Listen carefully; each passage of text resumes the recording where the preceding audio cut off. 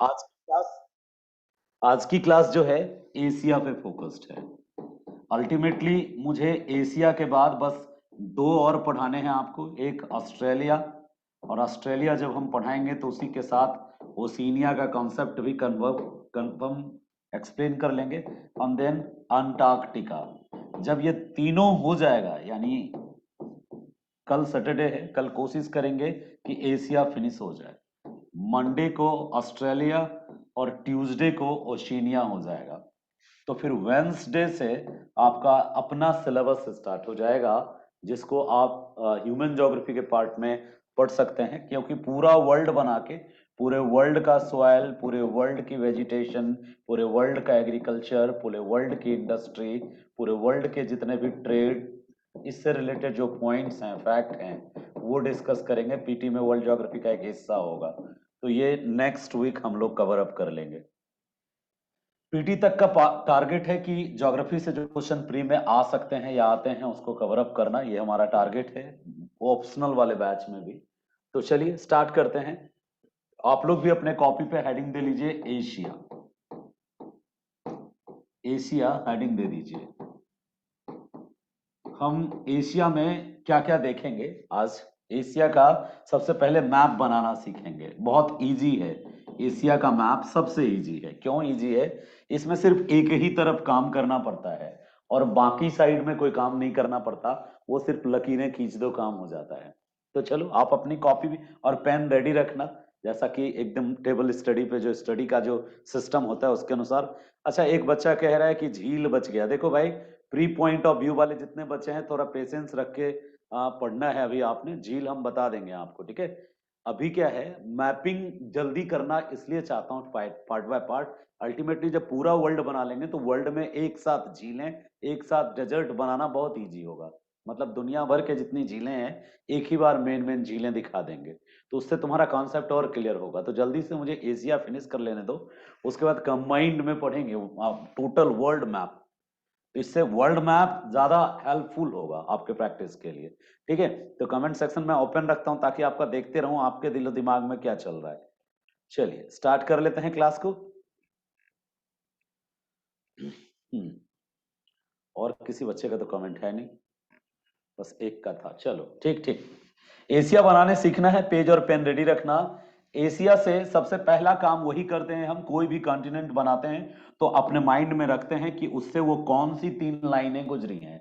मतलब उन लाइनों को जरूर ध्यान में रखते हैं। एक हमारा लाइन है इक्वेटर, दूसरा लाइन है वही वही कैंसर, जिसको आप कर्क कहते हो, और तीसरा लाइन है जिसको आप इस नाम से जानते हो, क्या बोलते हैं, मकर। हेलो, अभी क्लास में हूं तो थोड़ा बात नहीं कर पाऊंगा।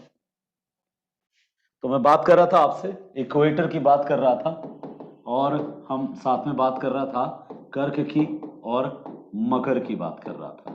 तो कर्क, मकर और इक्वेटर का लोकेशन देखना बहुत जरूरी है। एशिया किससे क्रॉस, एशिया में कौन सी लाइनें क्रॉस करती है? तो यदि हम देखें तो एशिया का कुछ कंट्री जो है, जैसे इंडोनेशिया वाला पार्ट है, इंडोनेशिया तो इक्वेटर पे आता है। यानी एशिया का कुछ जो आइलैंड कंट्री है एशिया कॉन्टिनेंट का, जैसे इंडोनेशिया, वो इक्वेटर पे आता है, ठीक है? लेकिन यदि पूरा कंप्लीट एशिया देखें तो एशिया से सिर्फ और सिर्फ कौन गुजरती है? एक ही लाइन गुजरती है जिसको आप कैंसर कहते हैं, कैंसर गुजरती है। और फिर ऊपरी हिस्से में, ऊपरी हिस्सा जो है वो 66 के आसपास, जो नॉर्थ आर्कटिक सर्कल, जिसको आर्कटिक वृत्त कहते हैं, इन दो, आर्कटिक वृत्त कहते हैं, आर्कटिक सर्कल कहते हैं, ठीक है? इक्वेटर की तुलना में वो छोटा सर्कल है। यहाँ का सर्कल छोटा होता है, यहाँ का सर्कल ज्यादा बड़ा होता है, ठीक है? ये सारे सर्कल हैं। तो इक्वेटर जो है वो बड़ा सर्कल है, ठीक है? और आर्कटिक सर्कल जो है वो छोटा सर्कल है। जो जो पोल की तरफ जाते हैं ना सर्कल, यानी चारों तरफ जो लाइन खींची जाती है वो छोटी होती जाती है। तो एशिया बेसिकली जो लोकेटेड है, एशिया कॉन्टिनेंट, वो कॉन्टिनेंट बेसिकली लोकेटेड है जो ईस्टर्न पार्ट है, eastern part of the eastern hemisphere. यदि हम बीच से लाइन खींचते हैं तो जो ईस्टर्न हेमिस्फेयर वाला पार्ट है उसमें, और जो नॉर्थ यानी नॉर्थ ईस्ट वाला पार्ट में, एशिया का मैक्सिमम हिस्सा कहाँ है? नॉर्थ ईस्ट वाला पार्ट में, नॉर्थ ईस्टर्न हेमिस्फेयर वाला पार्ट में है। उत्तरी पूर्वी गोलार्ध वाले हिस्से में एशिया का मैक्सिमम हिस्सा आता है। यानी एशिया यहां से यहां तक के बीच लोकेट करता है। ये हम यदि कर्क रेखा को देख लें तो एशिया का एक पार्ट है ना, वो इंडिया वाला पार्ट। तो इंडिया का आधा हिस्सा कर्क के नीचे है, इंडिया का आधा हिस्सा कर्क के ऊपर है। और इंडिया के बाद ये कुछ आइलैंड वाइलैंड वाले पार्ट हैं जो कर्क रेखा और चाइना वाला पार्ट कर्क के पास है। और उसके बाद फिर ये पाकिस्तान और ईरान वाला पार्ट है कर्क के बाद। और यहाँ पे एक छोटा सा हिस्सा है जो अरब वाला पार्ट है कर्क के बाद, कर्क के ऊपर। और फिर यहाँ के बाद वाला जो पार्ट है ये कैस्पियन सी वाला पार्ट है, और उसके ऊपर फिर यूराल वाला पार्ट है। तो ये सीधा चला जाता है और आगे जाके इसी में मिल जाता है। तो ऐसे लोकेट करता है Asia. So maximum part of the Asia locate करता है नॉर्दर्न हेमिस्फेयर में।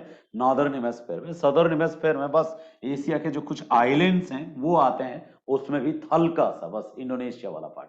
तो ये एक मोटा मोटी माइंड में ग्लोब में एशिया कहाँ है उसका लोकेशन देखने की कोशिश थी हमारी। दूसरी कोशिश है हमारी कि हम अपने ब्रेन में माइंड मैप बनाए कि एशिया को बनाना कैसे शुरू करते हैं। सर देखो, हर एक कॉन्टिनेंट को बनाना कहां से शुरू करते हैं ये याद रखेगा मेरा जितना भी बच्चा है। जैसे हम साउथ अमेरिका बनाते थे तो डब्ल्यू से शुरू करते थे, याद करना, जो लोग पढ़े हो डब्ल्यू से शुरू करते थे।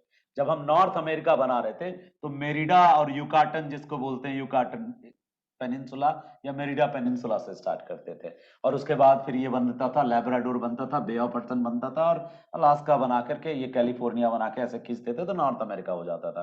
तो कहां से स्टार्ट करते हैं वो मैटर करता है। अफ्रीका बनाते थे तो गैबोस और सीड्रा बनाते थे, उसके बाद फिर ये इस तरीके से बना करके ये अफ्रीका बन जाता था। तो गैबोस सीड्रा से स्टार्ट करते थे। यूरोप बनाते थे तो इस पेनिनसुला से स्टार्ट करते थे, आइबेरियन पेनिनसुला से, और इटालियन पेनिनसुला बना लेते थे, और फिर इधर बाकी का पेनिनसुला बनाते थे। यूरोप यहाँ से स्टार्ट करते थे। सिमिलरली यदि हमें एशिया स्टार्ट करने सीखना है एक बच्चा है, हाँ बोलिए प्रियदर्शनी, कुछ बोलना चाहती हैं आप? सर ये किस चैप्टर का बता रहे थे? अच्छा, ठीक है। प्रियदर्शनी का पहला दिन है लगता है, लगता नहीं है ही, यही वो बच्चा है जमालपुर से जिनका छूट गया क्लास, और ये पहला स्टूडेंट है ज्योग्राफी ऑप्शनल के। क्या चैप्टर बता रहे हैं प्रियदर्शनी? 2 मिनट आपके लिए हम बात कर लेते हैं। देखिए, जो ज्योग्राफी ऑप्शनल है ये इंजीनियर लोगों को बताना बहुत आसान होता है, इसलिए आप ध्यान से सुनिए, ठीक है। जो ज्योग्राफी ऑप्शनल है उसका 4 पिलर है, टोटल 4 पिलर है। इन दोनों को सेक्शन 1 कहते हैं, इन दोनों को सेक्शन 2 कहते हैं। आपको रिकॉर्डिंग मिल जाएगा, उसमें देख लीजिएगा। आप फर्स्ट स्टूडेंट हैं इसलिए थोड़ा सा स्पेशल आपको ट्रीटमेंट मिल रहा है। सेक्शन 1 और सेक्शन 2 की बात कर रहा हूँ। सेक्शन 1 में 2 ज्योग्राफी है, जिसको एक कहते हैं फिजिकल ज्योग्राफी, दूसरे को कहते हैं ह्यूमन ज्योग्राफी, यानी कि भौतिक भूगोल और मानव भूगोल है। और ये दोनों वर्ल्ड का है, पूरे दुनिया का पढ़ना है हमें, इंडिया का नहीं, पूरी दुनिया का हमें वर्ल्ड का फिजिकल ज्योग्राफी पढ़ना है, और वर्ल्ड लेवल पे ह्यूमन ज्योग्राफी पढ़ना है। तो इसके लिए वर्ल्ड जो हो जाता है बेसिक नॉलेज हो जाता है। तो अभी हम बेसिक पे डिस्कस कर रहे हैं, और बेसिक का ये क्लास नंबर 4-5 होगा, चौथा क्लास होगा आई थिंक बेसिक का। तो बेसिक में हम क्या सीख रहे हैं अभी? मैपिंग सीख रहे हैं, क्योंकि ज्योग्राफी में विदाउट मैपिंग कुछ भी पॉसिबल नहीं है। तो मैपिंग को मेरा तरीका था कि कॉन्टिनेंट बाय कॉन्टिनेंट बताऊं, उसके बाद फिर कंबाइंड होल एक साथ एक पूरा दुनिया बताऊं। यदि पहली ही बार में पूरी दुनिया बनाने लग जाता तो कई बच्चे सरेंडर कर देते कि सर मेरे से वर्ल्ड नहीं बनता। लेकिन यदि कॉन्टिनेंट बाय कॉन्टिनेंट बनाते जाऊं तो बच्चों से साउथ अमेरिका भी बन रहा है, उनसे नॉर्थ अमेरिका भी बन रहा है, वो हमारे साथ अफ्रीका भी बना ले रहे हैं, वो हमारे साथ यूरोप भी बना ले रहे हैं, और आज आप एशिया बना लोगे। तो फिर क्या होगा, जब हम असेंबल करेंगे सबको तो आप भी असेंबल कर लोगे सबको। ये नकलची बंदर वाले टेक्निक पे ये क्लास हम बता रहे हैं कि इससे क्या होगा, हम एक टेक्निक अपनाएं, साइकोलॉजिकल टेक्निक, कि हम जब होल वर्ल्ड का मैप ड्रॉ करेंगे तो मेरे साथ साथ जो मेरा बच्चा है वो भी कंप्लीट वर्ल्ड ड्रॉ कर पाएगा। और जब हम वर्ल्ड का मैप ड्रॉ कर लेंगे तब हमें बहुत आसानी से ह्यूमन ज्योग्राफी पढ़ा पाएंगे। जैसे वर्ल्ड का हमें एग्रीकल्चर पढ़ाना है तो वर्ल्ड के मैप पे पढ़ाएंगे, वर्ल्ड की इंडस्ट्री पढ़नी है तो वर्ल्ड के मैप पे पढ़ाएंगे, ठीक है। वर्ल्ड का कोई भी पार्टिकुलर सेक्शन पढ़ना है तो मुझे वर्ल्ड के मैप की समझ होनी जरूरी है। तो वर्ल्ड के मैप को हमने टुकड़ों में बांट दिया कॉन्टिनेंट वाइज। सबसे पहले साउथ अमेरिका पढ़ा है, उसकी वीडियो अवेलेबल है, भेजूंगा मैं, मंडे तक में पहुंचेगा आपको, आपके सबको लेंगे, ठीक है, संडे दिन भर मैं एक टेक्नीशियन बिठा के सबको अपलोड करूंगा आज और कल में, और उसमें थोड़ा टाइम लगता है अपलोडिंग में, वीडियोस लंबा है ना, 1.5 घंटे का है तो टाइम लगेगा, इसलिए हमने बोला संडे को सारे वीडियोज एक साथ पहुंच जाएंगे। तो बात कर रहा था मैं आपसे कि वर्ल्ड मैप बनाने सिखा रहा हूं अभी सबको, और ज्यादा कुछ नहीं पढ़ा रहा हूं, बस एक शब्द में कहना चाह रहा हूं, वर्ल्ड मैप बनाने सिखा रहा हूं। हमने साउथ अमेरिका सिखा दिया, बहुत इजी था, आप देखिएगा। नॉर्थ अमेरिका सिखा दिया, अफ्रीका बनाना सिखा दिया, यूरोप भी बनाना सिखा दिया। इतनी बार मैं उस यूरोप को बनाया हूं कि जो लोग नहीं बनाना चाहते होंगे वो भी एक बार में ड्रॉ कर लेंगे यूरोप। आज मैं एशिया बनाने सिखा रहा हूं, और कल की क्लास में मैं एशिया के साथ साथ ऑस्ट्रेलिया बनाने सिखा दूंगा। और जैसे ही ऑस्ट्रेलिया बनाने सीख जाएंगे ना आप, आपको खुद ही मन में आएगा कि अब हमें संतुलन की आवश्यकता है। मतलब हम सबको, सातों कॉन्टिनेंट को कैसे एक साथ सेट कर लें कि मेरा वर्ल्ड मैप बनने लगे। चलिए, वर्ल्ड मैपिंग मेन मैपिंग की क्लास है, लेकिन मैपिंग के साथ साथ थोड़ा बड़ा इंफॉर्मेशन शेयर कर रहे हैं ताकि एग्जाम पीटी में भी कुछ फायदा हो। तो आज हम मैपिंग में क्या डिस्कस कर रहे हैं? एशिया। ठीक है, माइक ऑफ रखेंगे सबके सब, और इससे फायदा मेरा कहां होगा? हम सेक्शन ए को बेनिफिट दे रहे हैं। फिजिकल ज्योग्राफी भी अच्छा समझ में आएगा जब हम इसमें अर्थक्वेक पढ़ेंगे या हम वॉल्केनो पढ़ेंगे, तो हम वॉल्केनो का लोकेशन देख पाएंगे कि कहां पे कौन सा वॉल्केनो है और वहीं पे वो वॉल्केनो क्यों है। यदि हम माउंटेन पढ़ेंगे तो हम बेहतर समझ पाएंगे कि कहां पे कौन सा माउंटेन है। तो ये एक इंफॉर्मेशन पॉइंट ऑफ व्यू से हमने डेवलप किया है, अपना स्ट्रेटजी है, मेरा अपना खुद का स्ट्रेटजी है कि how to develop a concrete pillar of geography in your mind. ठीक, तो मेरा इसलिए हमने अभी आपको एटलस आपके दिमाग में बना रहा हूं, ओवरऑल एक रफ स्केच।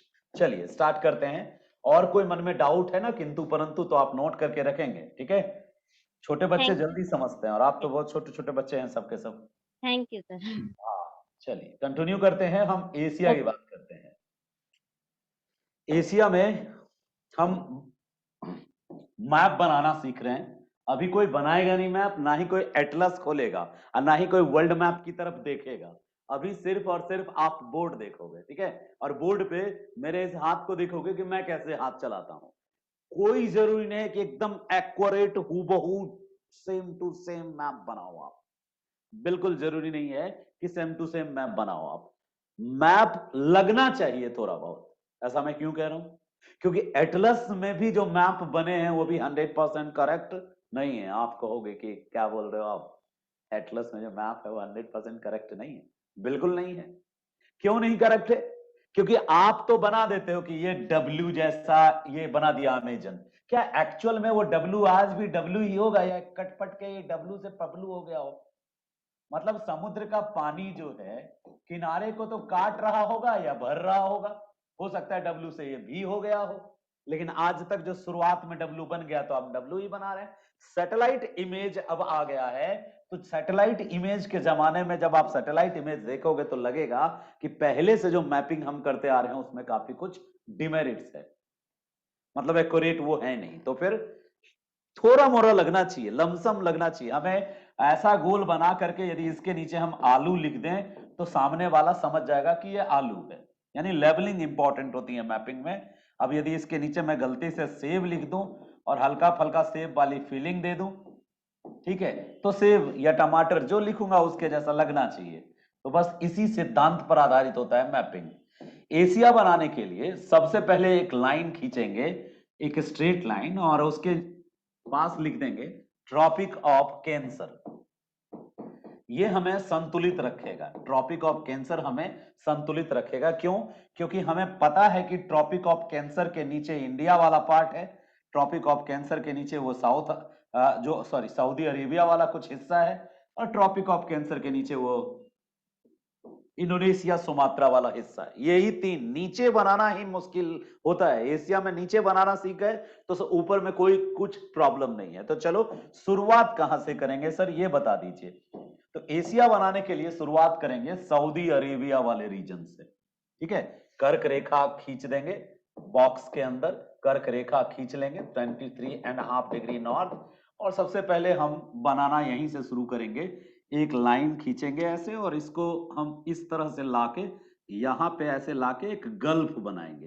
देखो ये जो लाइन आया ना इधर से, ये सऊदी अरेबिया वाला पार्ट है, और इधर से जो ये लाइन आया ये गल्फ ऑफ पर्सिया है। देखते जाना क्या है ये, गल्फ ऑफ पर्सिया यानी फारस की खाड़ी है, फारस की खाड़ी है। ठीक है, हम वर्ल्ड को जितना ज्यादा एक्सप्लोर करें हमारे लिए उतना बेहतर है, लेकिन एक ही बार में सबको एक्सप्लोर मत कर लेना है, थोड़ा थोड़ा करके डाइजेस्ट करते हैं। एक बार क्या हुआ कि एक स्टोरी है छोटी सी कि चाणक्य और चंद्रगुप्त जो है धनानंद के खिलाफ षड्यंत्र करने में पकड़े गए और भागना पड़ा, और उसके पीछे धनानंद की पूरी सेना पड़ी थी। और छुपने के लिए चाणक्य और चंद्रगुप्त ने एक बुढ़िया की झोपड़ी का सहारा लिया, और बुढ़िया रोटी पका रही थी और उसका पोता रोटी खा रहा था गरम गरम। तो गरम रोटी थी, फुली हुई रोटी थी, और वो लड़का जो था उसने सीधा हपकन मार दिया, यानी खाना काट दिया रोटी को। तो रोटी के अंदर जो गैसें भरी थी गर्म सी, उस गैसों ने उस लड़के का मुंह जला दिया। तो बुढ़िया डांटती हुई बोली कि तुम चाणक्य चंद्रगुप्त हो गए हो क्या? अरे ये बड़े से साम्राज्य को जीतना है तो छोटा छोटा करके काटो ना, ये पूरी रोटी को एक ही बार क्यों हपकना चाहते हो, मतलब खाना चाहते हो, छोटे छोटे टुकड़े से खाओ, एक साइड से खाओ।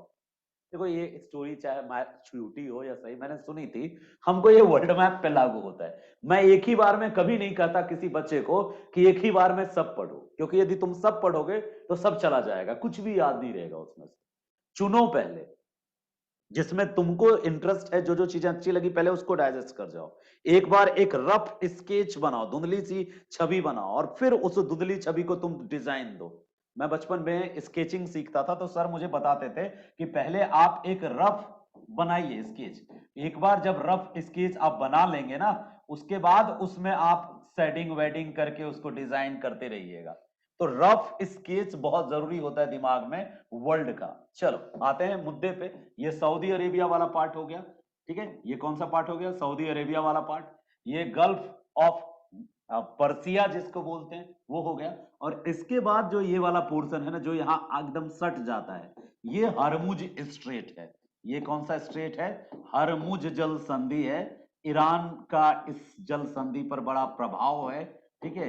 ये हरमुज जल संधि, हरमुज स्ट्रेट, हरमुज जल, वही वो जल डमरू मध्य कह सकते हो। तो ये ईरान वाला हिस्सा है। हम देशों को तो देखेंगे ही कि कौन सा देश कहाँ है। इसके बाद इसको हमको इसके पैरेलल ले जाना है, बस इसके पैरेलल ले जाना है। और कहां तक ले जाना है? तो ईरान और पाकिस्तान, दो देश ले जाना है। रास्ते में मुझे वो चाबहार मिलेगा जो बड़ा न्यूज में है, उसी के रास्ते में मुझे ग्वादर पोर्ट मिलेगा जो काफी न्यूज में है, उसी के रास्ते में मुझे कराची मिलेगा, सुनते हैं बड़ा खूबसूरत बंदरगाह है। तो ये याद रखते जाएंगे, इन मुद्दों को, इन पॉइंट्स को याद रखते जाएंगे कि ये चाबहार था और ये ग्वादर पोर्ट था और ये कराची था। चाबहार, ग्वादर फोर्ट और कराची, इन बंदरगाहों से गुजरने के बाद हम जब आगे आएंगे तो वो आएगा एक जगह जिसको आप सर क्रीक कहते हो। सर क्रीक क्या है? क्रीक मन नाला होता है, समुद्री नाले को ज्योग्राफी में, खारे पानी के नाले को क्रीक कहते हैं। खारे पानी के नाले को क्या कहते हैं? क्रीक कहते हैं। तो सर क्रीक जो है वो गुजरात का जो ऊपर वाला पार्ट है ना, उसी पे एक जगह है जिसको लेके भारत पाकिस्तान में अक्सर तनाव बना हुआ रहता है। ये गुजरात वाला हिस्सा हो गया, ठीक है। और फिर इसके नीचे ये गुजरात का वो पार्ट हो गया, नीचे वाला पार्ट हो गया। और उसके बाद, ठीक है, हमारे पास एक फैसिलिटी है कि हम अपने पेज को आगे दाएं बाएं कर सकते हैं, तो ये भी एक प्लस पॉइंट है। तो उसके बाद हम जो है ये इंडिया का पोर्शन बनाएंगे, और इंडिया का पोर्शन ही आपके एशिया का डिजाइन तय करेगा कि कितना खूबसूरत एशिया आप बना पाए। इंडिया का पोर्शन बनाते समय ये ललाट लगना चाहिए, ये नाक लगना चाहिए और ये ओठ लगना चाहिए। जैसे वो मम्मी रिटर्न्स में रेत वाला ड्रैगन नहीं होता है, वैसा फील दे ये एकदम, बिल्कुल ये ठुड्डी है उसकी, ठुड्डी, ओठ, नाक, ललाट, सिर, सिर, ये वाला ये पोर्शन। तो ऐसा आप थोड़ा सा सो देंगे तो ये और खूबसूरत लगेगा, ठीक है। और उसके बाद फिर जब आप यहाँ से चिल्का झील पार कर जाएं और फिर कोलकाता वाला पार्ट पर पहुंच जाएं, तो ऊपर मत जाइए बल्कि नीचे ऐसे उतर जाइए, क्योंकि ऊपर वाला तो जमीन वाला पार्ट, और नीचे आने के बाद आप ये थाईलैंड के बाद ऐसे मलेशिया वाला पार्ट बनाइए, सिंगापुर के बाद एक सुमात्रा बनाइए, जावा बनाइए, ब्रुनोई और बाली बनाइए, और सुंडा बनाइए, और यहीं पे कुछ आइलैंड बना दीजिए जिसका नाम है फिलीपींस या फिलीपाइंस आइलैंड, ठीक है। फिलीपाइंस या फिलीपींस आइलैंड आप यहाँ पे बना दीजिए, बहुत सारे आइलैंड हैं यहाँ पे, फिलीपींस आइलैंड, ठीक है। आपने नाम सुना होगा मनीला, यहीं पे है मनीला, वनीला वनीला नहीं मनीला। तो मनीला यहीं पे, फिलीपींस बहुत सारे आइलैंड्स का ग्रुप है। और इसके बाद जब आप यहां से जाएंगे तो एक गल्फ सा बनाइए, खाड़ी सा बनाइए, और ये जो गल्फ सा खाड़ी सा बनाएंगे ये इंडो चाइना है। ये क्या है, ये गल्फ सा जो बनाए आप, इंडो, अभी कोई बनाना मत, अभी देखो, तुम देखते जाओ, हिंद चीन या इंडो चाइना है ये, ठीक है, इंडो चाइना। और इंडो चाइना के बाद जब हम ऊपर आएंगे तो यहां से वो वाला पोर्शन आ जाता है चाइना का पोर्शन, और चाइना का पोर्शन जब आता है तो यहां से ये कोरिया वाला पोर्शन आ जाता है, ठीक है, आधा नीचे का दक्षिण कोरिया और ऊपर का उत्तरी कोरिया आ जाता है, ठीक है। और यदि हम देखें अगले हिस्से पर गौर करें तो इसके बाद हमको फिर एक पेनिनसुला आता है, कमचटका पेनिनसुला, और फिर बेरिंग स्ट्रेट आता है, बेरिंग स्ट्रेट, और ऊपर आप बस कटे फटे तट के तरह इसको बस लेते आइए, यहां तक खींच खाच के ले आइए यहां तक। ऊपर आपको कुछ नहीं करना है, बस कटा फटा तट जैसा बनाना है, कटे फटे तट जैसा, देखो कटे फटे तट जैसा बनाना है, बस सीधा आना है, बिल्कुल सीधा कटा फटा, जितना जहां चाहे वहां काट लो, तुमको आजादी दी गई काटने की। और जब यहां आओ तो रुक जाना, क्यों, इधर से क्या होगा, ये जो पोर्शन है, ये जो पोर्शन है, ये पोर्शन इधर आएगा, वो वाला भाग बनाएगा जिसको आप कहते हो अफ्रीका में जो टच कर जाता है इजराइल। इजराइल के बाद दिख रहा है ना सबको, हाँ दिख रहा है, तो इसके बाद यहाँ पे गाजा पट्टी, लेबनान के बाद सीरिया आ जाएगा, और सीरिया के बाद ये टर्की आ जाएगा, एशिया वाला टर्की, और टर्की के बाद ये पोर्शन जो है अजरबैजान जॉर्जिया वाला पार्ट आ जाएगा। देखो चूंकि वो जो जगह है वो बहुत नजदीक हमने बना लिया है, तो इसको थोड़ा सा हम समराइज, इसे छोटा करके लेके चलते हैं, अपना संतुलन जरूरी होता है आंकड़े में। तो ये हम यहाँ से टर्की बना लिए, टर्की के बाद ये यहाँ से ये काला सागर वाला पार्ट है, और ये काकेशस माउंटेन वाला पार्ट है, याद है, और यहीं पर वो झील है जो कास्पियन सागर झील कहलाता है, और यहाँ एक नदी है यूराल, और फिर यहाँ यूराल माउंटेन है, और ये यूराल माउंटेन से ये जुड़ जाता है। ऐसा है एशिया, दिखने में ऐसा ही है एशिया। और यदि हम चाहें तो एशिया को थोड़ा और छोटा बना सकते हैं, नन्नू मुन्नू सा बना सकते हैं, ठीक है। देखो सबको दिख रहा है क्या एशिया कैसा बना है, एशिया इस तरह का एशिया बनाना है आपने। तो एशिया बनाते समय मुझे लगता है कि आपने सबसे ज्यादा फोकस किया होगा, देखा होगा कि मैं इंडिया पे सबसे ज्यादा फोकस किया, एशिया बनाते समय मैंने इंडिया पे सबसे ज्यादा फोकस किया।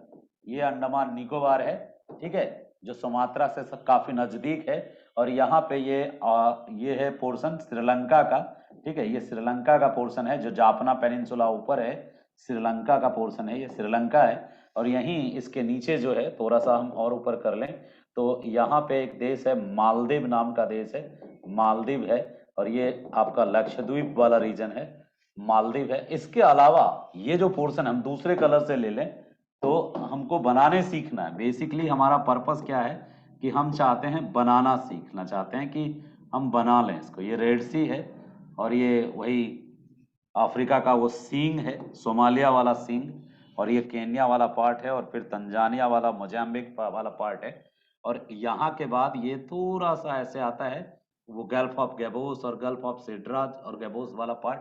तो इधर अफ्रीका है, इस तरफ अफ्रीका है, इस तरफ ये यूरोप है, ये पूरा का पूरा एशिया बनाया हमने, और नीचे ये इंडियन ओशियन वाला पार्ट है। तो आपको अब हम हमारे साथ प्रैक्टिस करनी है बनाने की, कैसे, अभी हम कम से कम 4 से 5 बार इसको जब बनाएंगे, ठीक है। अच्छा, सलमान रहमान को साउंड की प्रॉब्लम है, और अच्छा अच्छा कुछ लोग मदद कर रहे हैं उनकी, ठीक है, चलिए, थैंक यू सो मच, आप कोऑपरेट करने के लिए धन्यवाद। अब यदि अभी भी किसी के साथ कोई समस्या है तो जरूर मैसेज कीजिएगा, ताकि मैं आपकी समस्या सॉल्व कर पाऊं। देखो, एशिया बनाने सिखाना मेरा मेन पर्पस है आज। पहले बनाने सीख लो, उसके बाद इसके जितने देश हैं, 47 कंट्रीज हैं, 44 45 कंट्रीज हैं, वन बाय वन करके उन कंट्रीज को आइडेंटिफाई करने सीखना है कि कहाँ पे कौन सा कंट्री है, और बहुत इजी है और बहुत जरूरी है, ठीक है। अब इस तरफ जो है एक कंट्री, प्यारा कंट्री आपका छूट रहा है, वो है यहीं कोरिया के पास, बड़े बड़े द्वीपों का समूह है, छोटा छोटा समूह है, एक है होन्सू, हैकाडो, क्यूसू, ये द्वीप है, सूर्योदय का देश है, जापान, आपने नाम सुना होगा जापान का, तो जापान है यहाँ पे। हम कर्क रेखा को मिटा दे रहे हैं। कर्क रेखा जी आप जाइए अभी, अब आपका ठीक है, कर्क रेखा हटा दे रहे, तो अब आपको बेहतर समझ में आ रही होगी एशिया कैसे बनाना है। चलो अब 2 बार 3 बार अब फास्ट प्रैक्टिस करेंगे, और उस प्रैक्टिस में आपको पूरा का पूरा याद हो जाएगा पॉइंट। अब हम बार बार कहते थे ना कि लैंडमार्क मेथड यूज करो, कैसे करोगे लैंडमार्क मेथड यूज, वो देख लो आप। देखो, लैंडमार्क मेथड यूज करने के लिए सबसे पहला काम करना होगा आपको, ये वाला पेनिनसुला बनाना है, अरेबियन पेनिनसुला। अरेबियन पेनिनसुला के बाद आपको गल्फ ऑफ पर्सिया बनाना है। गल्फ ऑफ पर्सिया के बाद कर्क रेखा के पैरेलल जाना है, और 3 पॉइंट से गुजरना है। चाबहार बंदरगाह जो ईरान में है, ग्वादर पोर्ट बंदरगाह जो पाकिस्तान में है, कराची बंदरगाह जो पाकिस्तान में है, और ये वही ग्वादर पोर्ट है जो चाइना के CPEC, China Pakistan economic corridor से जो जुड़ा हुआ है, वही ग्वादर पोर्ट बंदरगाह। और ये चाबहार वही बंदरगाह है जिसको इंडिया ले बनाया था, ताकि वो अफगानिस्तान में जो इंडिया का इन्वेस्टमेंट है उसको मैनेज कर सके, ट्रेड डेवलप कर सके, और चाइना को काउंटर वायलेंस कर सके। लेकिन भगवान को मंजूर नहीं था, सब डूब गया। वहां पे तालिबान आ गया, जिसके कारण इंडिया की जो इच्छा थी वो पूरी नहीं हो पाई, और अभी भी इंडिया चाबहार पे वर्क कर रहा है। लेकिन आगे हम यहाँ के बाद तो इंडिया का वो गुजरात वाला पार्ट बनाते हैं, कच्छ बनाते हैं, और खंभात बनाते हैं। और इंडिया को बनाते समय हम ये टेक्निक आपने बताया, ओट आपको, नाक, ललाट, और फिर ये चिल्का, और फिर ये कोलकाता, वही बंगाल वाला, पश्चिम बंगाल वाले रीजन के बाद बांग्लादेश, और बांग्लादेश के बाद म्यांमार, और म्यांमार के बाद थाईलैंड, उसके बाद मलेशिया, मलेशिया के बाद इंडो चाइना। तो देखते जाओ भाई, 1 2 ये 3 मान लो, इन तीनों को 3 मान लो, 4 में इंडिया मान लो, 5 में आपने बांग्लादेश देख लिया, 6 में म्यांमार देख लिया, 7 में थाईलैंड देख लिया, 8 में मलेशिया देख लिया। मलेशिया के बाद ना नीचे कुछ मत बनाओ, एक ऐसा बकेट बना दो। ये जो बकेट है ना, इसको इंडो चाइना, हिंद चीन कहते हैं। तो हिंद चीन हमारा मान लीजिए 9 नंबर का पॉइंट है। हिंद चीन के बाद ऐसे पेट, जो गणपति का पेट जैसा एक स्ट्रक्चर बनाना है, बाहर की तरफ उभड़ा हुआ तोंद बनाना है, तोंद। ये तोंद ही चाइना है, ये चीन है। तोंद जैसा जो स्ट्रक्चर है, ये चीन का स्ट्रक्चर है। और उसके बाद गणपति का जब तोंद बनाया हो तो सूंड भी बनाओगे, तो ये जो गणपति का सूंड है, ये 10 नंबर यदि गणपति का पेट है, तो ये 11 नंबर नीचे का कोरिया यानी दक्षिणी कोरिया, और ऊपर वो मोटू का देश। मोटू जो है ना, वो किम जोंग फेवरेट है मेरा, बड़ा पसंद है वो आदमी। सीधे डोनाल्ड ट्रंप को धमकाता है, वो छोटे मोटे इंसान से लगता ही नहीं है वो। तो वो किम जोंग का देश है ये, नॉर्थ कोरिया। नॉर्थ कोरिया के बाद जब ऊपर जाते हो तुम, तो छोटा सा खाड़ी बनाते हैं, खाड़ी बना के उसमें, इसको रसिया का सागर कहते हैं, और ये कमचटका पेनिनसुला बनाते हैं। कमचटका तुम इतिहास में भी सुनोगे एक दिन, कमचटका पेनिनसुला आप सुनोगे, कमचटका कहीं ना कहीं पढ़ोगे आप। तो कमचटका के बाद आपको बस इधर मुर्गे की चोंच की तरह एक स्ट्रक्चर बनाना है, निकालना है ये स्ट्रक्चर। ये बेरिंग स्ट्रेट है, बेरिंग स्ट्रेट है जो अलास्का के साथ टच होता है, यानी यहाँ से अलास्का शुरू हो जाता है, यहाँ से ये अलास्का शुरू हो जाता है, अमेरिका वाला पार्ट। ठीक है, यानी एशिया सबसे ज्यादा क्लोज किस कॉन्टिनेंट से, एशिया किन किन महाद्वीपों से समीप है? तो एशिया यूरोप के भी समीप है, एशिया अफ्रीका के भी समीप है, और एशिया अमेरिका के भी समीप है। यानी एशिया सिर्फ 2 कॉन्टिनेंट से दूर है, वो है एक south America, south America, Australia और अंटार्कटिका। ये ऑस्ट्रेलिया से भी दूर नहीं है एशिया। एशिया के लिए क्यों इतनी मारामारी? कभी नहीं सोचते हैं लोग कि आखिर एशिया के लिए इतनी मारामारी क्यों है? क्यों हाउडी मोदी और नमस्ते ट्रंप के चक्कर में सब परेशान है? क्यों भाई? तो क्यों, आखिर इसका जवाब आपको यहां मिलेगा। सिर्फ 2 कॉन्टिनेंट को छोड़ दो, तो बाकी सारे कॉन्टिनेंट जो हैं एशिया से सटे हुए हैं। एशिया से या तो वो स्थल खंड से जुड़े हैं, जैसे अफ्रीका जमीन से जुड़ा है हमसे, यूरोप जमीन से जुड़ा है हमसे, ऑस्ट्रेलिया बस एक क्षण की दूरी पे है, सटा है, हमारे पास में है, और अमेरिका भी हमारे पास में है। एशिया का जो लोकेशन है ना, ऐसा लोकेशन है कि most of the continent of the world accept south America and Antarctica, 2 continent को यदि छोड़ दें तो बाकी सारे कॉन्टिनेंट जो हैं क्लोजली लोकेटेड हैं हमसे। 2 कॉन्टिनेंट अफ्रीका एंड यूरोप जो है ये तो लैंड एरियाज से कनेक्टेड हैं, और बाकी जो दो कॉन्टिनेंट हैं यानी कि नॉर्थ अमेरिका और ऑस्ट्रेलिया, ये हमारे से बस एक स्ट्रेट की दूरी पर है, एक जल संधि की दूरी पर है। अमेरिका बस बेरिंग स्ट्रेट की दूरी पे है, ये एशिया का पार्ट है, ये साइबेरिया, और यहां हम बेरिंग स्ट्रेट पे यदि पहुंच गए तो तुरंत अमेरिका पहुंच गए। जापान चाहे तो बहुत इजीली तरीके से पहुंच सकता है, कहां, इस बेरिंग स्ट्रेट के थ्रू कनाडा और यूएस से। अभी हाल में यही काम तो कर रहा है कौन, चाइना। चाइना क्या कर रहा है, एक नया polar maritime silk route develop कर रहा है, polar maritime silk route develop कर रहा है, ध्रुवीय समुद्री ध्रुवीय समुद्री रेशम मार्ग विकसित कर रहा है। क्या कर रहा है चाइना, चाइना ऐसा कर रहा है, चाइना इधर से ले जाके एक रूट बना रहा है, और इधर भी ले जा रहा है इस रूट को, और इधर भी ले जा रहा है। इधर इसकी मदद कौन कर रहा है, रसिया। ये दिखने में इतना बड़ा लगता है ना, एक्चुअल में ऊपर जाके सिकुड़ गया है। क्यों, क्योंकि धरती ये कर्क के पास इतनी चौड़ी है, आर्कटिक सर्किल के पास उतनी चौड़ी नहीं है, और ध्रुवों पर तो बिल्कुल चौड़ी नहीं, धरती तो ऐसे है ना। तो चाइना का जो ये वाला जो पोर्शन है ये कम दूरी वाला है, यानी कम समय में चाइना यूरोप पहुंच सकता है, नॉर्थ अमेरिका पहुंच सकता है, यदि वो polar maritime silk route use करता है तो। चलो बनाने सीखना, हमारा पर्पस क्या है, वर्ल्ड को बनाने सीखना है, ठीक है। तो उसमें एशिया बहुत इंपॉर्टेंट रोल प्ले करता है। तो चलो अब एकदम फ्रेश पेज ले रहा हूं, ठीक है, और ध्यान से देखना, आपको सीखना है। इन 5-6 क्लासों का एक ही मकसद था, आपको मैपिंग का जो हेजिटेशन है तोड़ देना आपके माइंड से, कि भाई जब एक एक टुकड़ा बना सकते हैं तो टुकड़ों को जोड़ के ताजमहल भी बना लेंगे, ठीक है। तो चलो बनाते हैं हम फिर से एक बार, एकदम 5-10 बार बनाऊंगा अभी, और देखते जाना। यहां से हम, तुम सिर्फ अभी बनाना मत, जो बनाने लगोगे वो उसका ध्यान टूटेगा। आपको पूरी अपनी पैनी नजर रखनी है हमारे इस हाथ पे, कलाकार के हाथ को देखना है कि कहां क्या घुमाता है और क्या बोलता जाता है, ठीक है, ध्यान देना। तो सबसे पहले ये पेनिनसुला बनाता हूं मैं, अरेबियन पेनिनसुला नाम है इसका। अरेबियन पेनिनसुला के बाद मैं गल्फ ऑफ पर्सिया बनाता हूं, और गल्फ ऑफ पर्सिया के बाद मैं ये हारमुज बनाता हूं।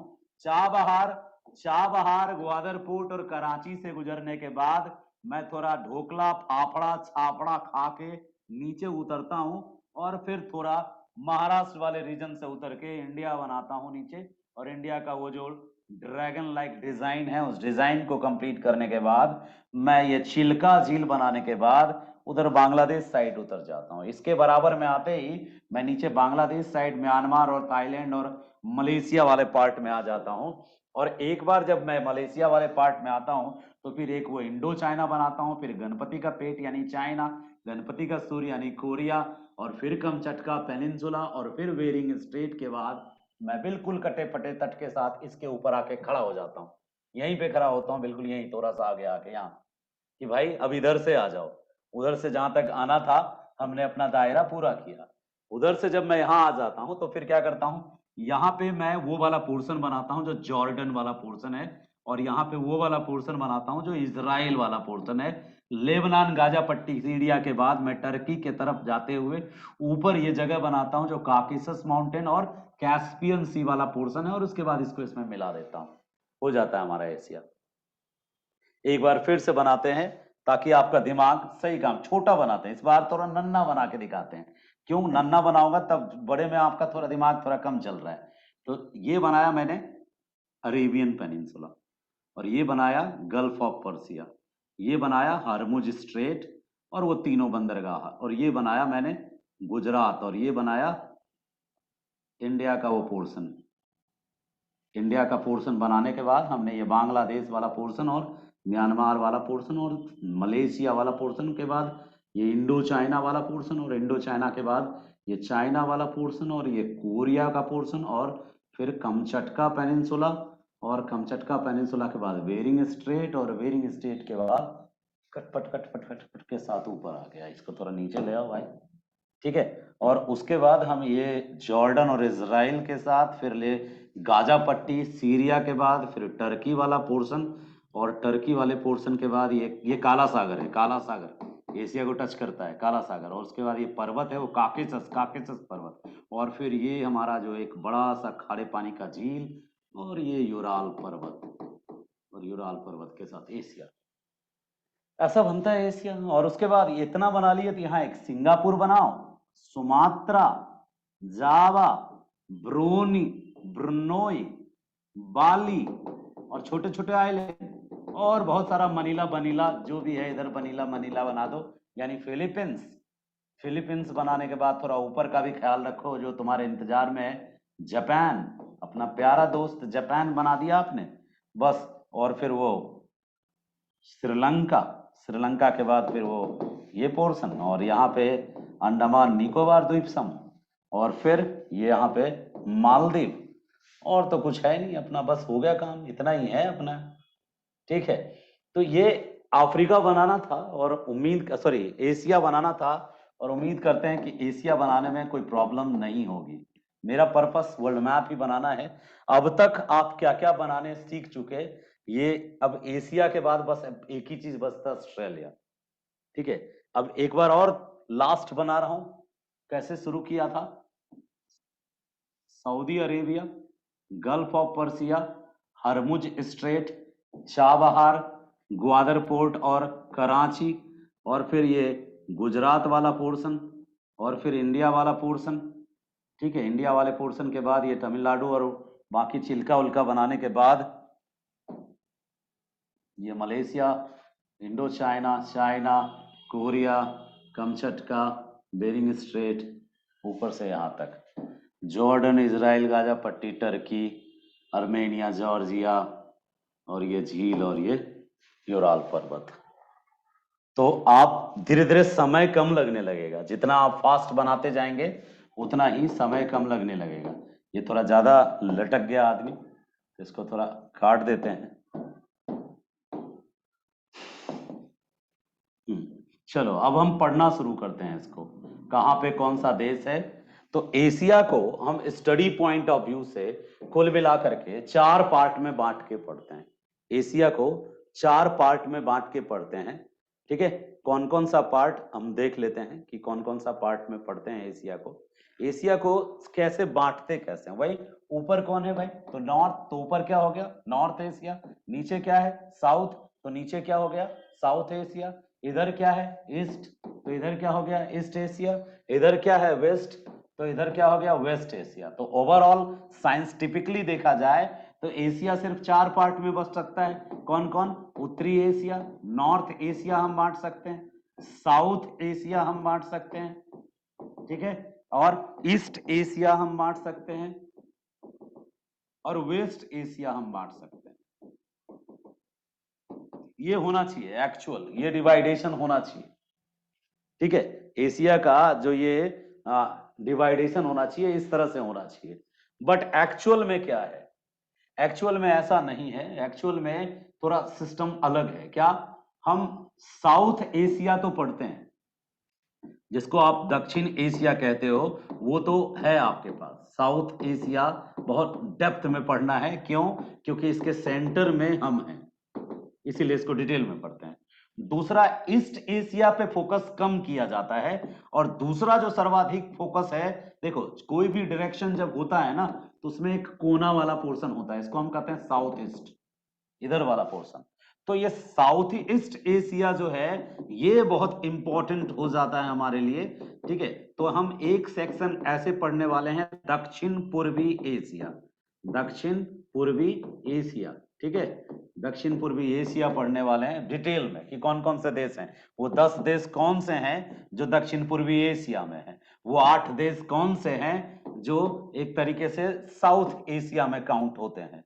ठीक है, तो अब हम इन दोनों के अलावा एक और चीज पढ़ते हैं, और वो बड़ा ही अल्टर चीज है, उसको उसको पढ़ते समय कंफ्यूजन भी पैदा होता है कि एक टर्म बहुत ज्यादा यूज होता है, मिडिल ईस्ट। मिडिल ईस्ट के नाम से एक टर्म यूज होता है। अब जब मिडिल ईस्ट बोलेंगे तो ईस्ट तो इधर है, तो सब भाई बहन कंफ्यूज हो जाता है कि ईस्ट इधर हो गया, मिडिल ईस्ट मतलब ये होना चाहिए। लेकिन ये मिडिल ईस्ट नाम किसी और का दिया हुआ है। ये नाम मिडिल ईस्ट जो है इसको दिया हुआ है, इस वाले रीजन को, इस Turkey, Iraq, Syria, Saudi Arab, Iran.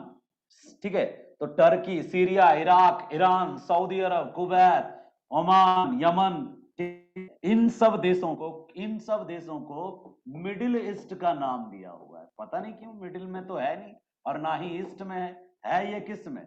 In reality ये वेस्ट एशिया है। ज्योग्राफिकली देखें तो ये क्या है? वेस्ट एशिया है। बट हिस्टोरिकली देखें, इतिहास में वेस्ट एशिया को अलग नाम से पुकारते हैं और वो नाम क्या है? Middle east. Middle east. तो मिडिल ईस्ट जो है वो इसको पुकारते हैं हम। किसको? क्यों पुकारते हैं? इसका क्या स्टोरी है? इसका स्टोरी है वो इंग्लैंड से जुड़ता है। देखो, यदि कोई इंसान यहां खड़ा है जिसका नाम है, इस इंसान का नाम है इंग्लैंड, ठीक है? इस इंसान का नाम है इंग्लैंड। ये इंग्लैंड है और इंग्लैंड के लिए यदि यहां से इंग्लैंड देख रहा है तो इसके लिए इस तरफ क्या है? पूरब है। इस तरफ पूरब है और इसके लिए इधर क्या है? पश्चिम है। तो इंग्लैंड के लिए ये ईस्ट शुरू हो जाता है, यानी यूरोप भी इंग्लैंड के ईस्ट में है। यूरोप जो है इंग्लैंड के ईस्ट में है और यूरोप के बाद फिर आता है मिडिल ईस्ट और फिर आता है ईस्ट। देखो, ये हो गया नजदीकी वाला ईस्ट उसका। यूरोप इंग्लैंड के एकदम नजदीक वाला ईस्ट, ये उसके लिए मिडिल वाला ईस्ट, और ये हो गया फार ईस्ट, सुदूर पूर्व। भारत उसके लिए सुदूर पूर्व में था, चीन उसके लिए सुदूर पूर्व में था, यानी सुदूर पूर्व मतलब फार ईस्ट। लेकिन ये जो पोर्शन था ना एशिया, यूरोप से होते हुए सबसे पहले वो मिडिल में आता था। यहां पहुंचने का मतलब था आधा रास्ता पहुंच गया, तो इसलिए इस रीजन को उसने मिडिल ईस्ट का नाम दिया। इन ज्योग्राफिकली यदि हम एशिया के पॉइंट ऑफ व्यू से देखें, एशिया के पॉइंट ऑफ व्यू से देखें तो ये वेस्ट एशिया है, पश्चिम एशिया है। बट इंग्लैंड के पॉइंट ऑफ व्यू से देखें तो ये मिडिल ईस्ट है, क्योंकि इंग्लैंड के लिए तो यूरोप उसके ईस्ट में है। तो इंग्लैंड ने इसको नाम दे रखा था, यानी European countries specially France, Britain, इन देशों ने इस रीजन को, टर्की, सीरिया, इराक, इस रीजन को मिडिल ईस्ट नाम दिया था। तो ये तीन रीजन बहुत जरूरी है पढ़ना। कौन कौन? मिडिल ईस्ट को ठीक से समझना है कि वहां कौन कौन से देश हैं, बड़ा सेंसिटिव रीजन है। आज का टारगेट यही तीन है, मिडिल ईस्ट, साउथ एशिया और साउथ ईस्ट एशिया। इन तीन को आइडेंटिफाई करेंगे हम और बाकी अपने आप ऑटोमेटिकली हो जाएगा। तो देखते जाना, हम मिडिल ईस्ट को सबसे पहले लार्ज करते हैं तुम्हारे सामने, इसमें सिर्फ मिडिल ईस्ट दिखेगा। सबसे पहले हम किसको पढ़ने वाले हैं? मिडिल ईस्ट को, ठीक है? मिडिल ईस्ट जो वर्ड है रियल में, एक्चुअल में मिडिल ईस्ट क्या है? ये वेस्ट एशिया है, ठीक है? वेस्ट एशिया है। पश्चिम एशिया को यूरोप के कुछ देश मिडिल ईस्ट पुकारते थे, एक्चुअल में एशिया का ये पश्चिमी भाग है, ठीक है? पश्चिमी भाग है, पश्चिम एशिया है, but in historically point of view से इसको मिडिल ईस्ट के नाम से पुकारते हैं। अब मिडिल ईस्ट को यदि हम डायग्राम के थ्रू समझना चाहते हैं, क्योंकि हम हर चीज को डायग्राम पे ही तोलने चाहेंगे, तो मिडिल ईस्ट कुछ ऐसा दिखता है, ठीक है? मिडिल ईस्ट जो है कुछ ऐसा दिखता है, यहां तक मिडिल ईस्ट में काउंट होगा। और इस तरफ जो है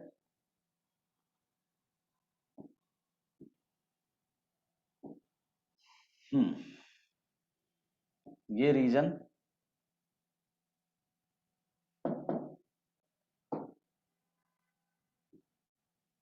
ध्यान से देखना और कोशिश करना यहाँ के सारे मुद्दों को अपने माइंड में रखने की। देखो, हम सिर्फ मिडिल ईस्ट बनाने की कोशिश कर रहे हैं। मिडिल ईस्ट में सारे ज्यादातर जितने भी देश हैं मुस्लिम कंट्री हैं। एक देश यहां है, दूसरा देश यहां है, तीसरा देश यहां है, चौथा देश यहां है पानी में, पांचवा देश यहां है और छठा जो देश है वो यहां है, ठीक है? हाँ, यहाँ पे है। थोड़ा सा इसको मिटा दो।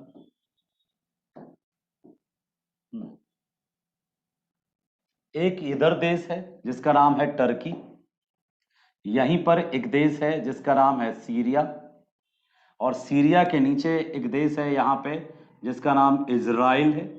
इजराइल के पास एक देश है जिसका नाम पैलेस्टीन है, और पैलेस्टीन के पास एक देश है जिसका नाम जॉर्डन है।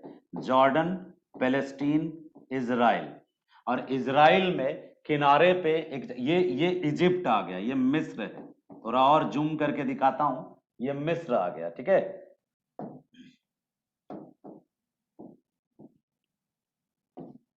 ठीक है, दिख रहा होगा, ये इजराइल है, ये जॉर्डन है, ये फिलिस्तीन है, ये सीरिया है, अभी बहुत न्यूज में था, ये टर्की है, टर्की है, एशियाई टर्की। और यहां पे छोटा छोटा सा है गाजा पट्टी, लेबनान। ऊपर लेबनान है और नीचे गाजा पट्टी है। तो गाजा पट्टी लेबनान समुद्र से सटा हुआ एक छोटा सा पट्टी है, एरिया है। और बाकी जो रीजन है, ये रीजन जो है ये इराक का रीजन है। ईरान इराक बॉर्डर शेयर करता है, याद रखना, ये इराक का रीजन है, ठीक है। और ये इराक वाला रीजन है, ये इराक है, और ये सऊदी अरेबिया है, ठीक है। सऊदी अरेबिया है, ये मक्का मदीना वाला पार्ट इधर है। और ये जो 3-4 देश बताया मैंने यहाँ पे, इन्हीं देशों को दिमाग में रखना बहुत जरूरी है। इस तरफ ये भूमध्य सागर है, ठीक है, भूमध्य सागर। और भूमध्य सागर के जस्ट सटा हुआ ये इजिप्ट वाला पोर्शन, और ये गेबोस और सिड्रा वाला पोर्शन, और ये ट्यूनीशिया वाला पोर्शन, ये जिब्राल्टर वाला पोर्शन, ये अफ्रीका है, ठीक है, ये अफ्रीका है। और ये पोर्शन फिर अफ्रीका वाला पार्ट आ गया, ये अफ्रीका है। हमें किस पे फोकस करना है? पश्चिम एशिया पे, यानी कि मिडिल ईस्ट पे। तो सऊदी अरेबिया, अब इन दोनों में से एक है ओमान, एक है यमन, ठीक है, यमन और ओमान। तो ये याद रखिएगा, ये यमन है और ये है ओमान, ठीक है। यमन हमेशा न्यूज में रहता है, इनके बीच, अरब और यमन के बीच युद्ध होता रहता है। एक हुंथी नाम का एक मुस्लिम ट्राइबल कम्युनिटी है, वो यहाँ पे यमन में ही है, जो बिल्कुल न्यूज में रहता है हमेशा। और ओमान के जस्ट पास में यूएई है। आपने यूनाइटेड अरब इमारात की बात सुनी होगी, नाम सुना होगा, यूएई। चलिए ठीक है, हम बीच बीच में आपका ये देख लेते हैं कि मैसेज क्या आपका है। ये है बहरीन, जिसको मोतियों का द्वीप कहते हैं, बहरीन। और ये है कुवैत, ठीक है, कुवैत। हम थोड़ा सा मिस्टेक किए हैं यहाँ पे, इसको सही कर लेते हैं। मिस्टेक इन द सेंस कि इराक जो है वो कुवैत तक को टच करता है, ठीक है। कुवैत के पास थोड़ा सा इसको समुद्र का बहुत कम रास्ता मिलता है इराक को, तो इराक इसीलिए कुवैत पर कब्जा करना चाहता है।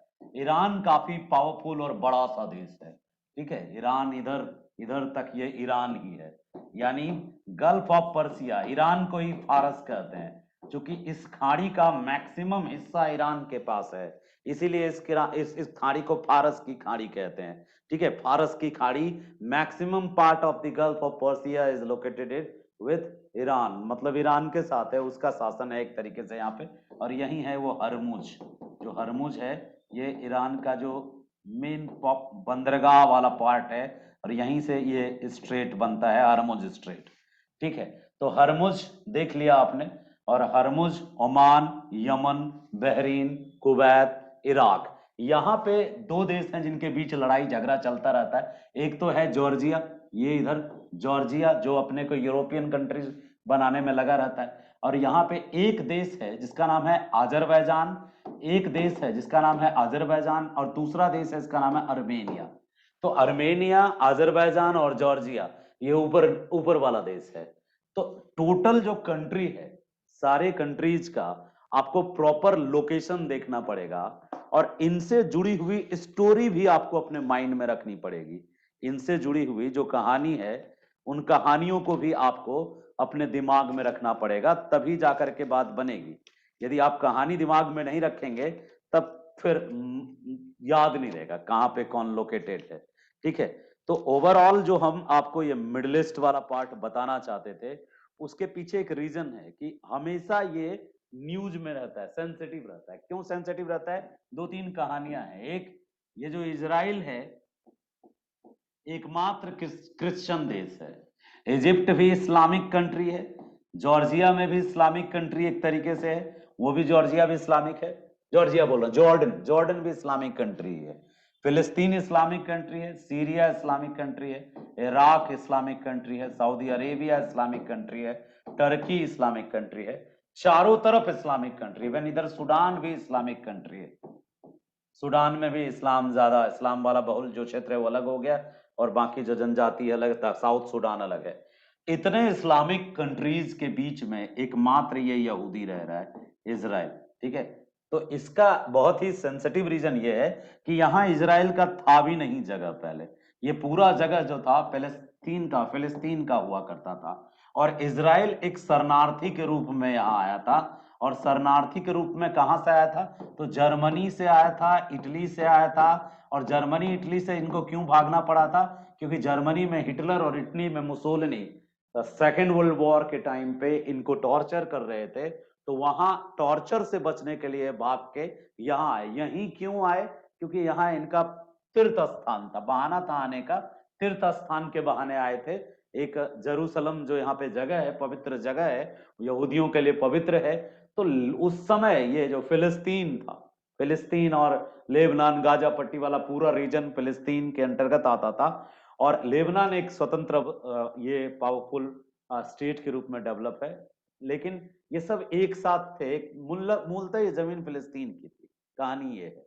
और इजराइल यहाँ एज अ शरणार्थी बसने आया, और इजराइल धीरे धीरे धीरे धीरे, और चूंकि ये जो निर्जन जगह था, मतलब फर्टाइल लैंड नहीं था, तो जानते जब आपका कोई प्लॉट ऐसे ही पड़ा रहता है, तो आप सोचते हैं यदि कोई वहां आके बस के उसको साफ सुथरा कर रहा है, जंगल झाड़ काट रहा है, तो आप उस समय अपोज नहीं करते हैं। वही बात हुई फिलिस्तीन को लगा कि ये सिर्फ टेम्परली आए हैं यहाँ, और टेम्परली जब तक प्रॉब्लम में है तब तक रहेंगे, जब उधर सब ठीक होगा तो ये चले जाएंगे। लेकिन ऐसा हुआ नहीं। ये ज्यूस, ये यहूदी यहाँ जो आए वो यहीं बस गए, और बसने के बाद धीरे धीरे धीरे धीरे उस जगह पे ही कैप्चर कर लिए, क्योंकि टेक्नोलॉजी में वो रिच थे, साइंटिफिक तरीके से वो काफी रिच थे, और सपोर्ट था उनको यूएस का, शुरू से ही यूएस का सपोर्ट था। अब सवाल उठता है, आपको धीरे धीरे ये समझना पड़ेगा कि आखिर इसको सपोर्ट क्यों है, यूएस इसको क्यों सपोर्ट करती है। ठीक है, यूएस इसको क्यों सपोर्ट करती है, ये समझना बहुत जरूरी है। देखिए, यूएस हो या फिर कोई भी कंट्री हो, वो चाहती है कि एशिया की जो स्थिति है ना, वो उनको अट्रैक्ट करती है।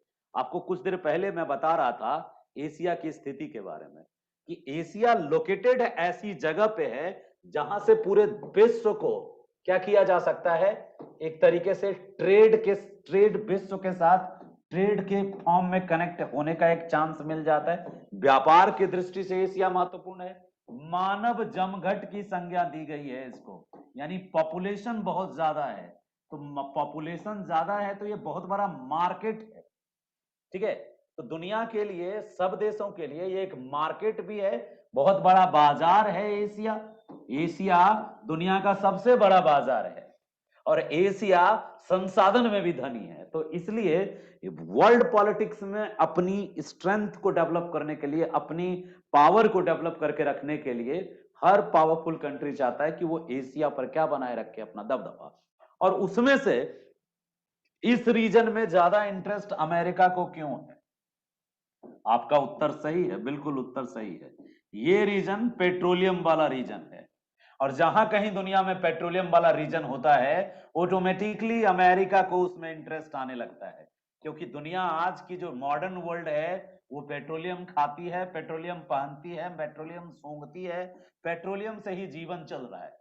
ठीक है, पूरी इकोनॉमी पेट्रोलियम बेस्ड है, और ये रीजन पेट्रोलियम में रिच है। अब इस रीजन में पेट्रोलियम रिच होने के कारण अपना वर्चस्व स्टैब्लिश करने के लिए, अपना वर्चस्व स्टैब्लिश करने के लिए जानबूझ के अमेरिका यहाँ की जो इंटरनल पॉलिटिक्स है उसमें दखल दे करके अपने प्यादे खड़े करने की कोशिश करता है, अपना आदमी खड़ा करने की कोशिश करता है। और वो कैसे कोशिश कर रहा है? पहला काम तो वो ये किया उसने कि अरब क्षेत्र में अपना व्यक्ति जो था, उसको सऊदी नाम नहीं था इसका पहले, इसका नाम पहले सिर्फ अरब प्रायद्वीप था, अरब प्रायद्वीप था। ये सऊदी शब्द कहां से आया? ये अमेरिका की देन है। एक खास डायनेस्टी, एक खास वंश को अमेरिका ने वहां का राजवंश बनने में मदद की, और वो राजवंश जो था वही सऊदी वंश है। अभी राजतंत्रीय व्यवस्था है, प्रिंस होते हैं सऊदी के, प्रिंस होते हैं सऊदी के। तो ये जो व्यवस्था आई ना, ये जो वंश आया सऊदी वंश, ये एक तरीके से स्टैब्लिश करने में बहुत बड़ा रोल है यूएस का। इसीलिए सऊदी अरेबिया हमेशा यूएस के सपोर्ट में खड़ा होता है। केवल सऊदी ही नहीं, इसके अलावा कई ऐसे कंट्री हैं, जैसे इजराइल को भी नियंत्रण करने के लिए इजराइल को सपोर्ट करता है कि तुम टेक्निकली इतने पावरफुल रहो कि तुम मेरे एक एजेंट के रूप में वहां वर्क करो। एज एजेंट वर्क करता है वो। एक सेकेंड रुकना।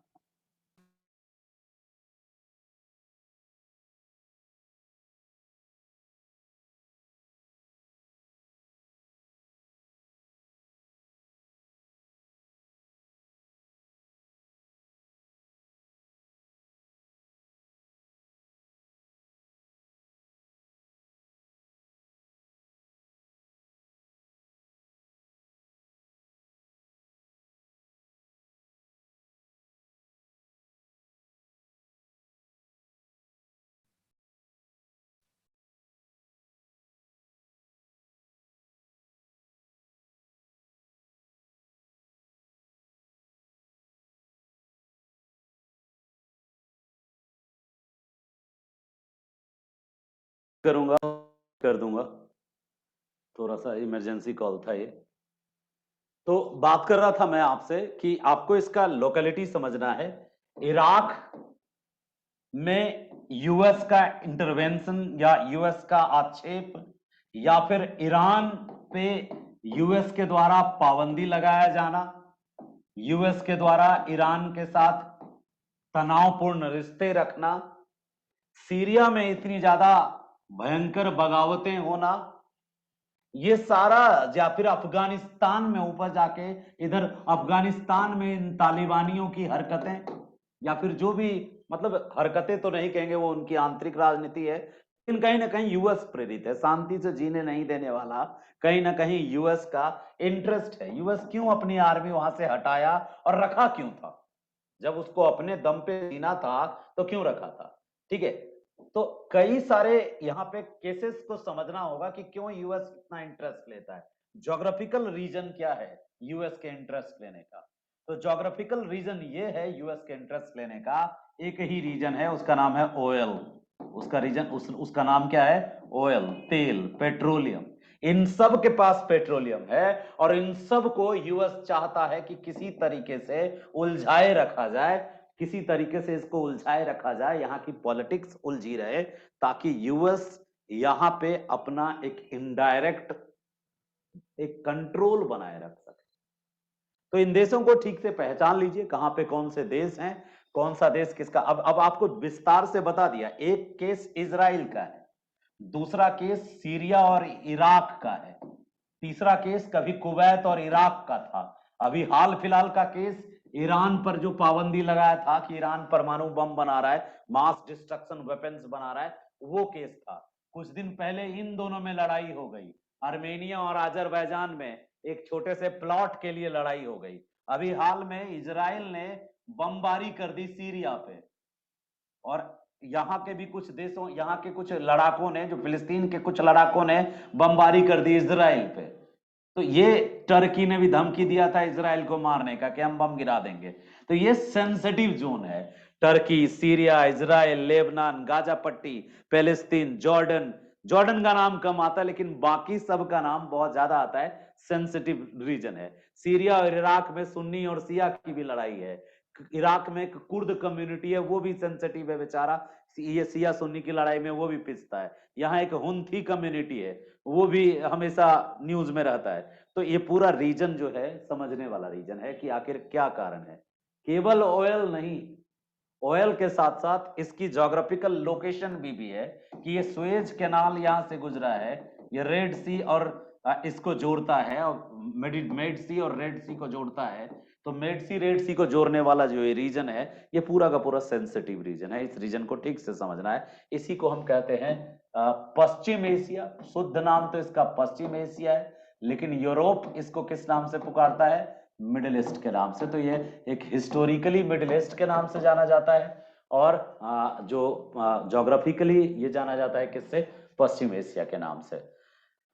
तो चलिए, ये पॉइंट आपको क्या करना है, आपके पास यदि एटलस है, आपके पास यदि मैप बना हुआ है, आपको इन देशों को ठीक से देख लेना है, ताकि जब इसकी कहानी मैं आपको सुनाऊं, और भी स्टोरीज हैं इसके जो सुनाएंगे हम, जब मुद्दा जो मेन पॉइंट्स करंट के मुद्दे जब हम समझाएंगे क्लास में, तो उसमें भी हम कुछ पॉइंट्स यहाँ से उठाएंगे। जैसे अभी ये जेरूसलम में जो मस्जिद है एक, उस मस्जिद को लेकर के न्यूज बना था, बहुत हाईलाइट हुआ था न्यूज। तो आखिर मुद्दा क्या है इनके बीच का, आप समझ में आया होगा। इजराइल आए शरणार्थी के रूप में, जमीन हड़प के अपना देश बना लिया। फिलिस्तीन चिल्ला रहा है कि मेरी जमीन है, छोड़ो तुम। और अब इजराइल कह रहा है, यूएस सपोर्ट कर रहा है कि जब जब उसको उस जमीन को रहने लायक इजराइल बनाया, और इजराइल एक एज ए कंट्री के रूप में इजराइल को बहुत देशों ने मान्यता दे दी। एक धर्म संकट है इंडिया के सामने कि क्या करे। मान्यता दे तो फिलिस्तीन रूठ जाएगा, फिलिस्तीन को सपोर्ट है इन सभी देशों का जो यूएस के अगेंस्ट खड़े हैं, या जिनको ये नहीं पसंद कि भाई इस्लामिक कंट्रीज का सपोर्ट है फिलिस्तीन को, लेकिन ताकतवर देश अमेरिका का सपोर्ट इजराइल को है। तो ये एक इंटरनेशनल पॉलिटिक्स का बहुत ही ज्यादा सेंसिटिव इशू है, जिसको समझना है आपको। चलो अब हम पश्चिम एशिया के बाद अब हम एक और पॉइंट देखते हैं, जिसको हम साउथ एशिया कहते हैं। फिर पूरा एशिया का कंट्री हम देख लेंगे बहुत फास्ट। साउथ एशिया के सेंटर में ये भाई साहब हैं, इन भाई साहब को तो पहचानते होंगे, अपने ही चचा हैं, ठीक है। साउथ एशिया के सेंटर में यही भाई साहब हैं। दक्षिण एशिया इन्हीं भाई साहब के इर्द गिर्द घूमती है, ठीक है। तो ये इनके चारों तरफ जो हैं वो साउथ एशिया का पार्ट है। ये साउथ एशिया दक्षिण एशिया के मूल में भारत है, और भारत के साथ साथ दक्षिण एशिया में और कौन कौन से देश हैं, तो जो इनके आसपास है ना, वही सब साउथ एशिया के मेन पार्ट में शामिल होते हैं, ठीक है। कौन कौन है देख लेते हैं कि कौन कौन देश साउथ एशिया में शामिल है, कौन दो दो में शामिल है, ये सब हम देख लेते हैं, ठीक है। कौन कौन सा देश है।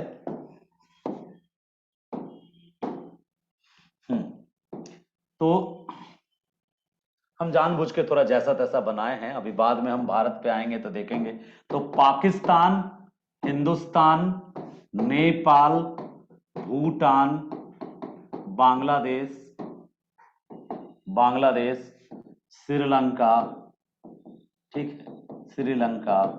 ये कितने हो गए देख लो, 1 2 3 4 5 6 देश हो गए। अब सातवें में म्यांमार दोनों में अपने को काउंट करता है कभी कभी, तो म्यांमार भी सातवें में हो गया, म्यांमार सातवां हो गया। और आठवां देश जो है, 7 तो मेनली ये हो गए, एक अफगानिस्तान है जो अपने को कहता है कि मुझे भी साथ ले लो, लेकिन बेसिकली सार्क के पॉइंट ऑफ व्यू से।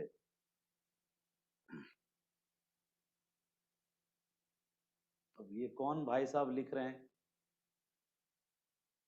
योगिंदर त्यागी जी लिख रहे हैं। अच्छा, योगिंदर त्यागी सर, आपने ये बैच जियो ऑप्शनल यूपीएससी के लिए है ना, इतने दिन बाद जग रहे हैं ये भाई। हम बैच के ग्रुप का नाम ही लिख के रखे हुए हैं। ये छोटी छोटी जो सोच है ना, थोड़ा इसको बड़ी करने की आवश्यकता है। जियो ऑप्शनल सिर्फ जियो ऑप्शनल होता है, ठीक है। ये ना तो बीपीएससी होता है, ना यूपीएससी होता है, ना उत्तर प्रदेश पीसीएस होता है, ना एमपीएससी होता है। ज्योग्राफी थोड़ी ना ये सोच के बना था कि भविष्य में पीसीएस बनेगा तो मैं उसमें जाके नाचूंगी, ऐसा कुछ नहीं है। जियो इज ओनली जियो, ठीक है। ज्योग्राफी सिर्फ ज्योग्राफी है, बस इसका यूटिलाइजेशन का अप्रोच बदल जाता है। जब हम बीपीएससी के लिए पढ़ते हैं तो बीपीएससी जिस तरह के प्रश्न पूछती है उन प्रश्नों पे फोकस करते हैं। ज्यादातर पीसीएस एक तरह के प्रश्न पूछती है, और जिस राज्य का आप तैयार कर रहे हो उस राज्य का थोड़ा सा अलग से ऐड ऑन करना होता है। जैसे 4 सेक्शन है, हम ये बीपीएससी का बैच चला रहे हैं, ठीक है। ये सब पहले से आपको जानकारी रखना है कि हम कौन सा बैच चला रहे हैं। हम बीपीएससी का ये बैच चला रहे हैं और बीपीएससी का जियो ऑप्शनल पढ़ा रहे हैं। जिन्होंने बीपीएससी का फॉर्म भरा है, जियो ऑप्शनल लिखा है, उनके लिए ये बैच है। और बहुत जल्द यानी कि अगले वीक से बीपीएससी टारगेटेड क्वेश्चंस को प्रैक्टिस करना शुरू, मतलब एक्सप्लेन करना शुरू करेंगे हम, ठीक है। चलिए, बीच बीच में कभी कभी बच्चे को अचानक ख्याल आता है कि कहाँ हम किस ट्रेन पे बैठे हैं, पहले से जांच परखना बहुत जरूरी है, ध्यान दीजिएगा। तो हम बात ये कर रहे थे आपसे कि कहां पे कौन सा देश है साउथ एशिया का। समझ लो, जब भी हम कभी साउथ एशिया की बात करें, दक्षिण एशिया की बात करें, तो आपके माइंड में किन किन देशों का इमेज बनना चाहिए। भारत केंद्र में होना चाहिए, और उसके चारों तरफ के जो पड़ोसी देश हैं जैसे श्रीलंका, बांग्लादेश, म्यांमार, भूटान, नेपाल, पाकिस्तान, ये सब के सब जो देश है, और मालदीव, इधर एक देश है मालदीव, ठीक है। इन सब का नाम आपके दिमाग में आना चाहिए। 1 2 3 4 5 6 7 8, ये आठों जो है मेनली साउथ एशिया का पार्ट होगा, ये दक्षिण एशिया में काउंट होगा, ठीक है। दक्षिण एशिया में हमने जानबूझ के इसमें मालदीव को शामिल करके टोटली बताया 8 देश हैं जो दक्षिण एशिया में काउंट होते हैं। अब म्यांमार कॉमन है, दोनों पे कॉमन है, थोड़ा म्यांमार इधर भी आएगा। अब तीसरा सेक्शन क्या है, दक्षिण पूर्वी एशिया। अब दक्षिण पूर्वी एशिया में कौन कौन आता है, तो बेसिकली जो इस तरफ बनाए थे ना हम, जो इंडिया के बाद एक पोर्शन बनाए थे ऐसे करके, और ऐसा एक देश था, और फिर इधर चीन निकल गया था, और यहाँ पे मैंने बनाया था सिंगापुर, ये था सुमात्रा, ये था जावा, ये ब्रूनी और ब्रुनोई था, ब्रोनी और ब्रुनोई था ये। और उसके बाद फिर हमने ये ब्रोनी ब्रुनोई हो गया, और उसके बाद हमने यहाँ पे बनाया था वही फिलीपींस, फिलीपींस बनाया था। ये सबसे इंपॉर्टेंट सेक्शन, इसको ध्यान से समझना बहुत जरूरी है, ठीक है। यहाँ बाली वाली और दूसरे आइलैंड हो गए। तो इसमें कौन कौन देश आता है, किनारे किनारे एक देश आता है यहां से यहां तक, जिसका नाम है वियतनाम, सुना होगा आपने, जिसको आसियान कहते हैं ना, वो सब वियत उसमें इसमें आता है, दक्षिण Asia, south east Asia, south east Asia, दक्षिण पूर्वी एशिया की बात कर रहा हूं मैं। तो दक्षिण पूर्वी एशिया में कौन कौन आता है, वियतनाम आता है, लाओस आता है, कंबोडिया आता है, ठीक है, लाओस आता है, कंबोडिया आता है, थाईलैंड आता है, थाईलैंड आता है, और थाईलैंड के बाद मलेशिया आता है, ठीक है, मलेशिया, थाईलैंड को ही श्याम प्रदेश भी कहते हैं, श्याम। मलेशिया आता है, थाईलैंड आता है, सिंगापुर आता है, और सिंगापुर के बाद ये पूरा रीजन जो है, ये रीजन इंडोनेशिया कहलाता है, इसमें से ये भी शामिल है। और ये एक अलग से देश है ब्रुनोई, तो ब्रुनोई इंडोनेशिया, वही इंडोनेशिया जो डचों की थी, डचों का गुलाम था, इंडोनेशिया, और फिलीपींस। तो मैपिंग बनाते समय इन देशों का लोकेशन याद रखना, फिलीपींस यहीं पे, यहीं पास में, मेरियाना ट्रंच इसी के आसपास ही है, ठीक है, फिलीपींस। इसी मतलब है तो वो पैसिफिक ओशियन में मेरियाना, यहाँ मिडिनाओ और मेरियाना ट्रंच वाला रीजन, जो ट्रंच वाला रीजन है यहीं आसपास शुरू होता है, अब इसी पैसिफिक ओशियन के पास में। तो फिलीपींस 1 हो गया, ब्रुनोई 2 हो गया, इंडोनेशिया 3 हो गया, सिंगापुर 4 हो गया, 5 मलेशिया हो गया, 6 थाईलैंड हो गया, 7 कंबोडिया हो गया, 8 लाओस हो गया, और 9 वियतनाम हो गया। 10वां में हम लोग इसको भी काउंट करते हैं, म्यांमार को, ठीक है। म्यांमार दोनों में काउंट होता है, कभी कभी साउथ एशिया में यदि म्यांमार को हटा देते हैं, एक सार्क जब पढ़ोगे ना, सार्क पढ़ोगे तो उसमें पता चलेगा कि अफगानिस्तान भी अपने को एड ऑन किया है, ठीक है। और आसियान पढ़ोगे तो आसियान में जो 10 देश हैं, ये यही 10 देश हैं, कौन कौन, म्यांमार, थाईलैंड, मलेशिया, ठीक है, थाईलैंड, मलेशिया, और साथ ही साथ सिंगापुर, इंडोनेशिया, ब्रुनोई, ये यहाँ पे, सॉरी, ये याद रखेंगे, सारे पॉइंट्स को दिमाग में रखना पड़ेगा, बस 3 देश को। यदि 3 ग्रुप याद हो गया ना, दक्षिण पूर्वी एशिया, साउथ एशिया, और मिडिल ईस्ट, जिसको मिडिल ईस्ट भी बोलते हैं, वेस्ट एशिया, तो इससे सबसे बड़ा फायदा ये होगा कि जब आगे कोई भी टॉपिक पे हम डिस्कस करें तो जमीन तो होनी चाहिए ना। हम यदि आपसे बात करेंगे कि दक्षिण एशिया की तुलना में दक्षिण पूर्वी एशियाई देशों में व्यापार की संभावना अधिक है, बच्चे को समझ में आना चाहिए कि दक्षिण एशिया मतलब इंडिया और उसके आसपास का देश, और दक्षिण पूर्वी एशिया का मतलब उसमें वो ये 10 देश है। तो ये टर्म आप समझ पाओ, इसलिए देश का लोकेशन जरूरी है, कहां पे कौन सा देश है। और यदि इन तीनों को आपने माइंड में रख लिया, कौन कौन सा 3, एक ये वाला रीजन, दूसरा ये रीजन इंडिया के नेबरिंग कंट्री, और तीसरा ये रीजन, तो एक ही पॉइंट और बचता है, फिर पूरा एशिया याद हो जाएगा। वो पॉइंट कौन सा बचता है, वो पॉइंट बचता है जो ये कैस्पियन सी बनाते थे ना हम, ब्लैक कलर लेता हूं थोड़ा अच्छा लगेगा पढ़ने में, तो जो कैस्पियन सी बनाते थे अपन, कैस्पियन सी, कैस्पियन सागर, ये टेथिस सागर का बचा हुआ पार्ट है कैस्पियन सागर, खारे पानी का झील है। ये जो हम बनाते थे तो यहाँ पे बहुत सारे तान हैं, सुना होगा आपने, Afghanistan, Kazakhstan, Uzbekistan, Kyrgyzstan, Turkmenistan, इनका लोकेशन जानना बहुत जरूरी है। जितने तान हैं पाकिस्तान से लेकर के, पाकिस्तान के ठीक ऊपर में जब हम इंडिया बनाते हैं ना, तो इंडिया बनाने के बाद हम लोग देखते हैं कि इंडिया के ठीक यहाँ पे सट के इस रीजन में, ये रीजन जो है ये पाकिस्तान का है, और पाकिस्तान के जहां पे पाकिस्तान खत्म होता है वहीं से ईरान शुरू हो जाता है, ईरान शुरू हो जाता है, और इसके ऊपर यहाँ पर ये अफगानिस्तान शुरू हो जाता है, ये अफगानिस्तान है, ठीक है, अफगानिस्तान। तो अफगानिस्तान, पाकिस्तान, यहाँ तो ठीक है पाकिस्तान अफगानिस्तान तक, ईरान के ऊपर, और ऊपर रूस, इधर मंगोलिया, इधर चीन, ठीक है, मंगोलिया चीन के बीच में ये जो रीजन है ना पूरा का पूरा, ये रीजन, ये मुस्लिम देशों का ही रीजन है, मुस्लिम कंट्रीज हैं यहाँ पे, और इनमें से दो देश ऐसे हैं जो कैस्पियन सागर को टच करते हैं और बाकी लैंडलॉक देश हैं।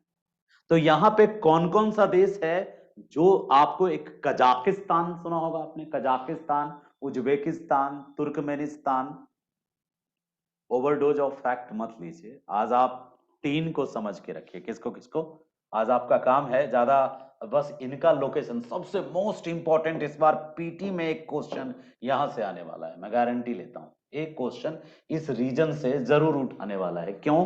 अफगानिस्तान भी जल रहा था, बिल्कुल इस तरफ जो रीजन है अफगानिस्तान भी इस बार बर्निंग इशू है, आर्मेनिया अजरबैजान में भी एक न्यूज बना था, सीरिया का वो जो सीरिया बोल रहा हूँ, ये इजराइल का पैलेस्टीन इशू भी न्यूज बना था। तो मे बी पॉसिबल एक मैपिंग बेस्ड क्वेश्चन, यूपीएससी भी हर साल यहीं से पूछती है, बीपीएससी भी पूछ सकती है, ज्यादा चांस है आर्मेनिया अजरबैजान, एक अफगानिस्तान और एक इजराइल, इन तीनों जगह से कोई क्वेश्चन उठा सकती है ये। तो बस जितना आज इतना पढ़ाया इसको रिवाइज करके रखिएगा, कल की जो क्लास होगी एक दिन, और एशिया कल फिनिश हो जाएगा, हमने पहले ही टारगेट रखा है कि 2 दिन में एशिया करेंगे, ओवरडोज नहीं होना चाहिए। तो आज सिर्फ 2 आपसे एक्सपेक्टेशन है, उम्मीद है, एक आपसे उम्मीद है कि आप नक्शा बना लेंगे, आपसे ये उम्मीद है कि आप नक्शा बनाने में कोई कोताही नहीं करेंगे, यानी एशिया का नक्शा बना लेंगे अब आप, ठीक है। इंडिया वाला पोर्शन ही सबसे ज्यादा खूबसूरत बनाता है नक्शा को, वर्ल्ड के नक्शा को सबसे खूबसूरत रूप देने में, खास करके एशिया के नक्शा को खूबसूरत रूप देने में सबसे बड़ा रोल इंडिया का है। तो हम इंडिया बनाते समय थोड़ा कोशिश करेंगे कि लगना चाहिए कि इंडिया का पार्ट, साउथ इंडिया वाला पार्ट जो है वो इंडिया वाला ही पार्ट है। उसके बाद फिर यहाँ के बाद ये पोर्शन बहुत इजी है बनाना, एक बार ऐसे, एक बार कोरिया, दूसरी बार कमचटका, तीसरी बार बेरिंग स्ट्रेट के बाद सीधे इधर, और यहाँ आने के बाद आप इजराइल, लेबनान, गाजा पट्टी, टर्की के बाद यहाँ कैस्पियन सी बनाएंगे, और कैस्पियन सी के बाद लकीर सटा देंगे, उसमें बन जाएगा। तो एशिया बनाना ज्यादा डिफिकल्ट नहीं है मेरे अनुसार से। और फिर आइलैंड वाइलैंड तो आप एक छोटा बनाओ, सुमात्रा, जावा, ब्रुनोई, ब्रोनी, बाली और छोटे आइलैंड, और फिलीपींस, फिलीपींस में तो बस पॉइंट दे दो, और यहाँ कोरिया के पास बना दो थोड़ा ऊपर जापान, जापान बना दो। अभी और भी छोटे छोटे देश हैं, जब कल देश बताऊंगा यहाँ हांगकांग भी बताऊंगा आपको, और हांगकांग के साथ साथ वो ताइवान भी बताऊंगा, और छोटे छोटे जो आइलैंड कंट्री बचेंगे उस पर हम चर्चा करेंगे कल की क्लास में। तो आज आपसे एक बॉक्स में आप एशिया का मैप बना पाओ, इतना काफी है। अगले सप्ताह से जो क्लासें होंगी वो पूरी तरह से फोकस्ड होंगी क्लास हमारी, जो प्योर कोर ज्योग्राफी है, यानी हम स्टार्ट करने वाले हैं। पहले क्या पढ़ने वाले हैं? पहले हम फिजिकल पढ़ेंगे, अभी हम ह्यूमन बात कर रहे थे लेकिन नहीं, पहले हम फिजिकल ज्योग्राफी पढ़ेंगे एंड देन ह्यूमन, बांट देंगे या तो हम फिजिकल और ह्यूमन को 3-3 दिन, क्योंकि अब वर्ल्ड पढ़ा दिए ना, तो हम फिजिकल भी पढ़ाएंगे तो भी समझ में आएगा, और ह्यूमन भी पढ़ाएंगे तो भी समझ में आएगा। जो छूटा बड़ा है वर्ल्ड में, हम सारा डाटा नहीं लिए क्योंकि मेरा फोकस था मैप बनाने पे, कि मैप के लायक आपको बनाए। तो वर्ल्ड में जो भी इंफॉर्मेशन आपको लग रहा है, जैसे कुछ बच्चों को लग रहा है झील छूट गया, कुछ को लग रहा है माउंटेन छूट गया 1-2, तो जो छूट गया, जो लगता है आपको, आप लिस्ट मुझे व्हाट्सअप करते रहिए, मेरे दिमाग में रहेगा, पढ़ाते समय जो कनेक्ट होगा उसको वहीं पे तोड़ दिया जाएगा, ठीक है, मतलब एक्सप्लेन कर दिया जाएगा। तो कल मिलते हैं क्लास में, ठीक है, कल की क्लास में, और टाइम यही फिक्स रहेगा, ठीक। और किसी के मन में कोई किंतु शंका परंतु आए, जैसे अभी त्यागी जी के मन में आया, तो वो पर्सनली व्हाट्सएप पे मुझे मैसेज करे और हमसे बात कर लें, हम जरूर आपसे बात करेंगे, ठीक है।